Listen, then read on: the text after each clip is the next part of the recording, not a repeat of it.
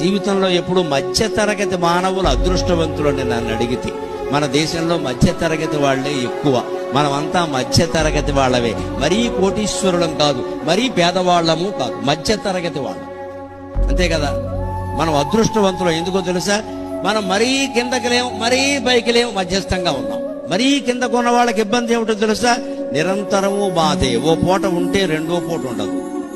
ఓ పిల్లకి పెళ్లి చేస్తే రెండో పిల్లకి కష్టం. ఓ పిల్లాడిని చదివిస్తే రెండో పిల్లాడు చదవడానికి డబ్బులు లేవు. అలాగనే చదువు మానిపిస్తే వాడు వీడు గొడవ పడతారు. నాన్నకు నువ్వంటే ప్రేమ, నిన్ను చదివించాడు, రిక్షా తొక్కి మరీ చదివించాడు, నన్ను చదివించలేదంటాడు. ఎంతమందిని చదివిస్తారండి? రకరకాలు పేదవాళ్ల బాధ. పెద్దవాళ్ల బాధలు మరీ వేరుగా ఉంటాయండి. అక్కడ 100 కోట్ల రూపాయలు పోగుపడిపోతాయి.